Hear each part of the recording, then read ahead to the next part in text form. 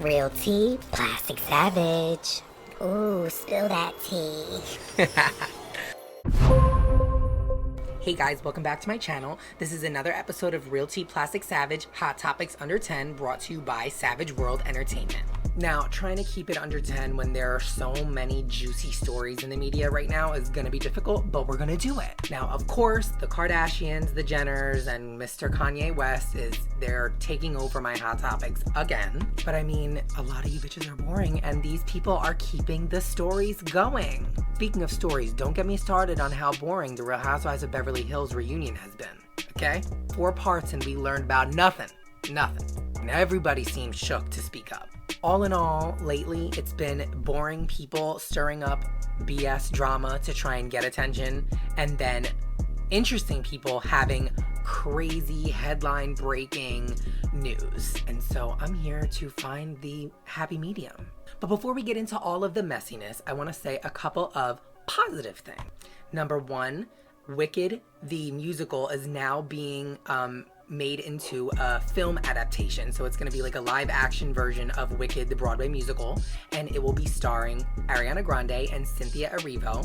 Ariana Grande will be playing Glinda, the Good Witch, and Cynthia will be playing Elphaba, the Bad Witch. Well, I mean, if you know Wicked and you've seen Wicked, then you know there's not really a clear idea on who's good and who's bad once you actually see it, but you know.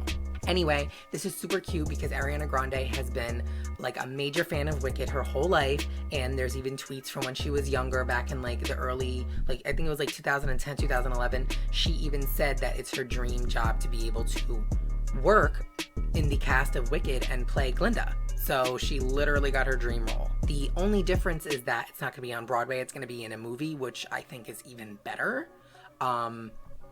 And so many people might forget this, but Ariana Grande actually got her start on Broadway, and then she ended up going on to being on like Nickelodeon and all that. So yeah, major congratulations to Ariana Grande and Cynthia Erivo and everybody else that has been booked for the movie. I can't wait to see who else is going to be in it. Unfortunately, they haven't started shooting the film yet. It literally doesn't even start. They don't even start filming until June 2022. So this coming summer, they're gonna start filming for this. So yeah, we're gonna be waiting a little bit. And both characters that they're playing, they were portrayed originally by Kristen Chenoweth and Idina Menzel, and they both are super, super excited for Cynthia and Ariana to be playing those roles. I know a lot of people were saying like, oh, why didn't they get the original like actresses to reprise their roles for the movies? Let's be honest, both of them are getting older, okay? They want a young, fresh face. Ariana Grande is the it girl for pop girls, and Cynthia Erivo is like a powerhouse. So I just think, you know, they wanted someone fresh to bring a different, like a different vibe to the character. But both of the original actresses are super excited for them. And while we're talking about Ariana Grande, her makeup line is actually set to be released like very soon. It's called Rem Beauty, and that's kind of like an homage to her song Rem, R-E-M. So it's very much like outer space, like dream world vibes. You know Ariana Grande, how she comes. So a lot of the pictures promoting it look really cute. I'm super excited. All right, Real Housewives of Beverly Hills. That reunion was 4 parts. I feel like I sat there for each part of it and learned pretty much nothing new. All the women seemed pretty too passive. Like they all took a handful of like something, like Xanax, like a Vicodin. Someone took Valium or something, because they were not even coming for each other really at all. The only 2 people that I saw go back and forth was Dorit and Garcelle briefly, and then Garcelle was really the only one asking questions, and I personally find Garcelle to be a little boring. I think that her style is kind of trash. I think that her wigs never fit her head right, and I find her to be a little bit one note. And she is one of the only women who stood out to me at the reunion, because she was standing by what she said. She was calling people out. I don't even necessarily agree with what she was saying, but I respect somebody who's gonna say it. You got all dolled up to come to these reunions to say nothing of substance. ladies, you should be starting to look for new jobs, okay? If I was Andy, I would be lit. Everybody would be on the chopping block. All of you need to come with some different energy next season, or you need to look for a new job, okay? You're not going to be on this television bringing boring to the TV. It's no. Now, there have been lots of developments regarding Erika Jayne's court case and all of the legal issues. It's still very heartbreaking about the victims of the plane crash, but it still remains to be seen how much Erika even has any involvement in what her husband allegedly did. Well, at this point, it's true. What he caused to happen to all the finances of these injured people from the plane crash. I don't believe that Erika Jayne personally had her hand in this situation. Do I know, did she maybe know something fishy was going on? Perhaps. I'm sure there's many times where she thought something fishy was going on. Her husband's a lawyer. Lawyers move like sharks. And also, he always told her to stay out of his business. So, I mean, it looked like a glorified sugar daddy, sugar babe situation. Most of the time, those guys are not revealing the ins and outs of what's going on at their job to these people. They're sugar babies. So, you know what I'm saying? People went from saying she was a gold-digging sugar baby to now saying she was a mastermind behind this. I don't buy it. You cannot like her, and that's fine, but you know what I'm saying? Let's not accuse someone of something that it sounds completely bogus to me, that she had something to do with it. But we'll see. We're on the topic of Real Housewives of Beverly Hills. I just want to say, Dorit Kemsley, she was held at gunpoint and her house was robbed about a week ago. And they just started filming for the next season of Real Housewives of Beverly Hills. So she has continued filming. She's going, she's just sticking to the script right now. But I'm definitely glad that she and her children are okay. Her husband actually was out on business at the time, so she was home alone. That's really terrifying, especially when allegedly one of the robbers said to kill her when she was screaming. So my thoughts and prayers with Dorit. Now next, thoughts and prayers. Kylie Jenner and Travis Scott need to start cutting checks. Prayers ain't gonna cut it. Astroworld Festival was a disaster. I mean, people are dead, people are injured, people were trampled to death, people were getting injected in the neck with unknown substances. Some of the stories that I read of people's experiences there were so traumatizing for me to hear. I started to cry listening to some of these people retelling what they went through and experienced. I mean, people being shoved to the ground and trying to get themselves back up and realizing that they're pushing themselves off of dead people who are on the ground laying underneath the crowd. That is horrifically traumatizing. So not only am I sending condolences to the people who lost their lives and the family members, but the people who are traumatized for the rest of their lives from seeing what they saw at that event. Now, People Magazine went and did the Donkey of the Day type nonsense. They literally post a headline, "Don't worry, pregnant Kylie Jenner is unharmed after all these people died." No one was concerned. I did not see any person ask, "Is Kylie Jenner okay?"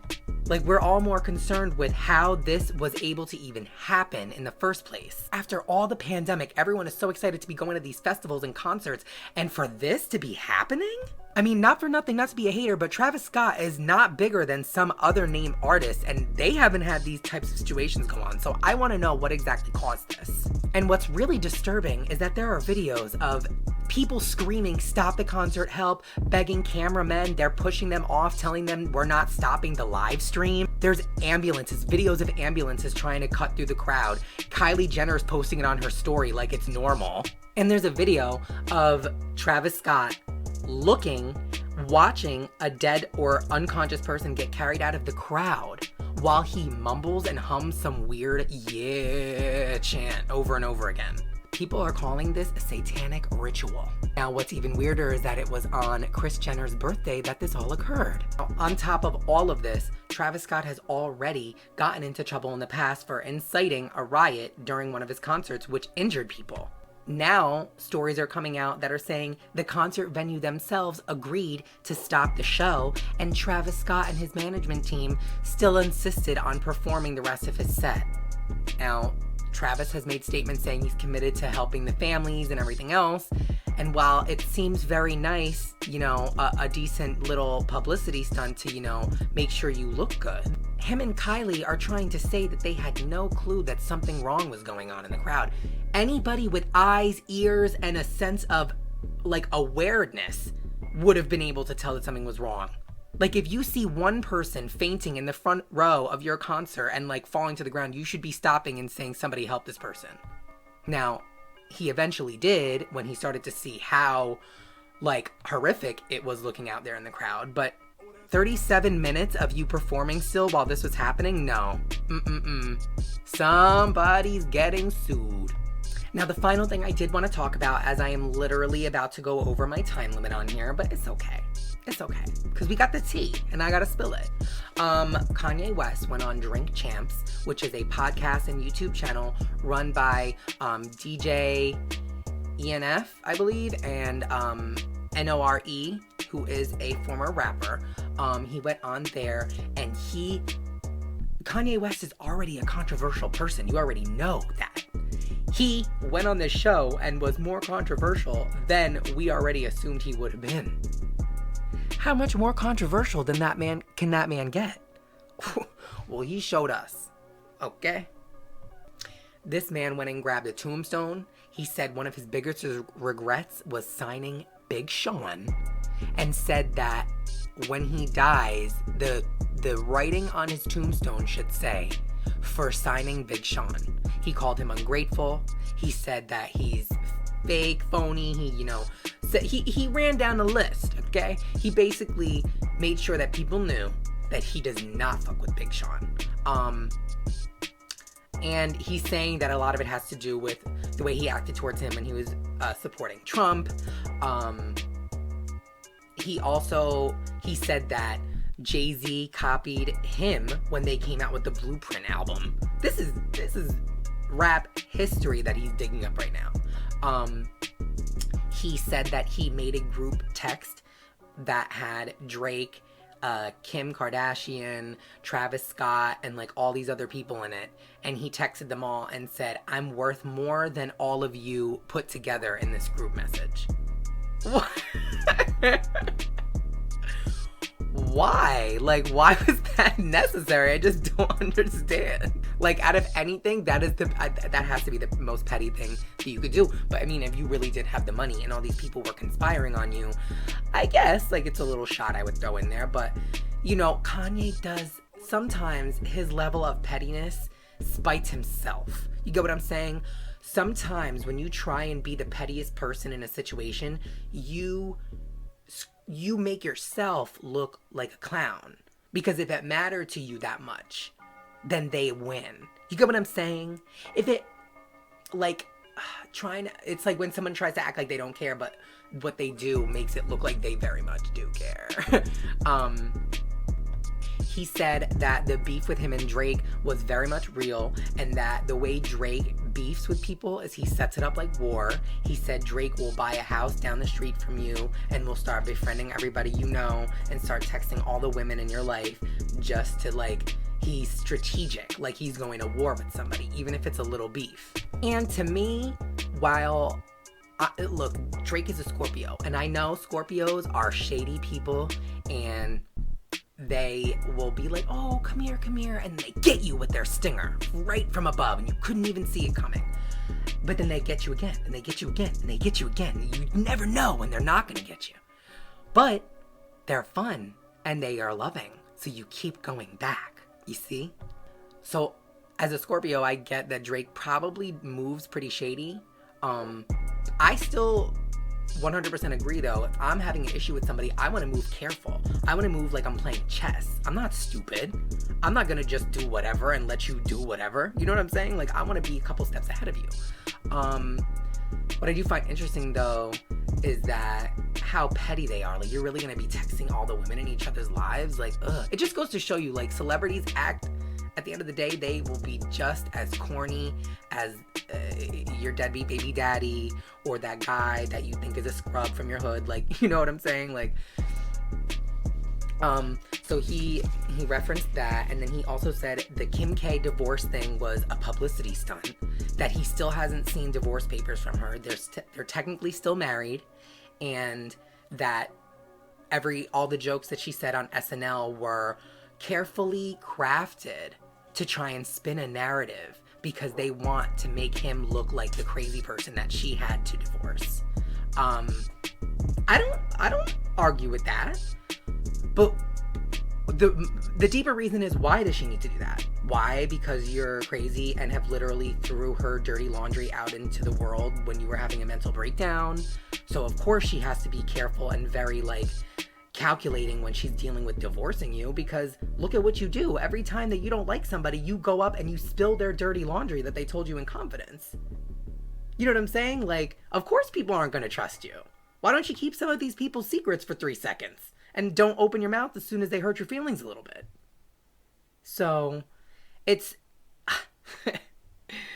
was a damn mess. Now, we really still don't know how he feels about this whole Pete Davidson situation. You know, Kim K and Pete Davidson have been seen holding hands on a roller coaster, having private dinners in Staten Island. I believe that it's a publicity stunt, and I believe, if anything now, after what Kanye said, I think that she's doing it to piss him off. I do not think that she would ever settle for a Pete Davidson. She is worth way too much money to be with a Pete Davidson. I'm sorry. At the end of the day, that stuff matters to Kim Kardashian. So, anyway, that was it for Hot Topics Under 10. I know I definitely went over by a few minutes, but that's okay. There was just a lot of juicy stuff to get into, and yeah. How do you feel about Ariana Grande and Cynthia Erivo being booked to play and star in the Wicked movie? What are your thoughts on the Real Housewives of Beverly Hills 4-part reunion? Did you learn anything new? Do you think that those Real Housewives need to be replaced? And what are your thoughts on Kanye West's interview on Drink Champs? Was he too messy? Was he the right amount of honest? Because quite honestly, to me, I'm tired of seeing artists be so politically correct all the time in their interviews. It was really, truly refreshing to see an artist just say how they feel. However, I personally think that there's certain things that you should keep to yourself out of respect for the people in your life and relationships. So yeah, what do you think about everything that was said on Drink Champs with Kanye?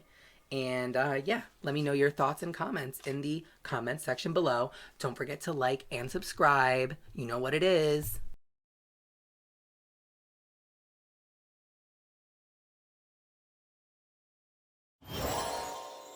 Real tea, plastic savage. Ooh, spill that tea.